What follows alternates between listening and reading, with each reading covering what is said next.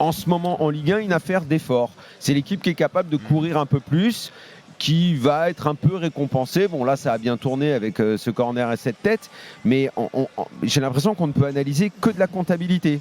C'est ok, Lens a pris 3 points, Lens est revenu à 4 points de Lille qui n'a pas avancé aujourd'hui et qui a été mauvais. C'est à celui qui est le moins mauvais, parce que même en termes d'effort, bon, Lens, on pourrait dire qu'ils ont fait un peu plus, mais Marseille, dans l'état d'esprit, c'est comme on le dit semaine après semaine, c'est pas mauvais dans l'état d'esprit. On a vu des époques en Ligue 1 où ce qu'on reprochait aux équipes et à ce qu'on voyait, c'était des équipes qui semblaient ne pas faire d'efforts, c'est des équipes où ça jouait à 2 à l'heure, on s'emmerdait parce que ça bougeait pas sur le terrain, tu avais le sentiment que les joueurs en avaient rien à cirer de ce qui se passait. Là maintenant, les équipes, elles font toutes des efforts. Sauf que c'est techniquement que c'est nullissime, que c'est affligeant. Si tu cherches ce soir à compter les séquences de jeu à une touche de balle, je ne suis pas certain que ça tienne sur l'ensemble du match. Je suis pas certain que ça mais tienne vaut sur la mieux main. pas qu'ils fassent des séquences à une touche de balle, parce que déjà, même avec 2 touches de balle, ils n'arrivent pas à faire des passes. Donc une touche de balle, ça nécessite d'être adroit techniquement. Là, c'était terrible. Passe en profondeur, trop forte. Passe à côté, trop fort.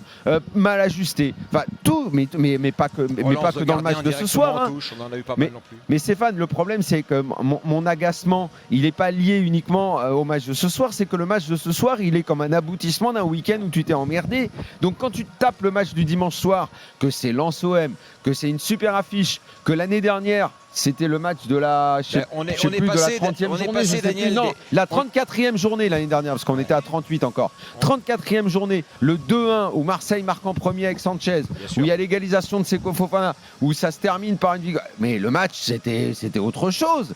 On est passé des jeudis noirs du football français. Maintenant, on s'amuse plutôt en ce moment au jeudi, et maintenant c'est les dimanches noirs. Quoi.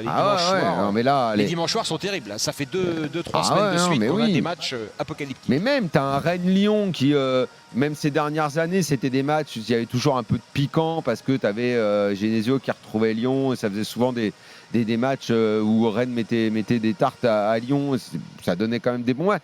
Là, c'est pareil, c'était mauvais comme match. Je tiens une confidence, Daniel, on l'était avec Gilbert dans la voiture pour Lens pendant le Rennes-Lyon, donc on n'a pas vu grand-chose. Et en arrivant, on s'est regardé les highlights du match, les meilleurs moments du match. Il n'y avait pas de highlights. Ça a duré 1 minute 30, et je me suis dit, mais il n'y a eu que ça sur ce Rennes-Lyon. Ah non, le highlight, c'est quand Genesio il dit à un gars, oh, t'es pas à Lyon, toi, oh. C'est ça.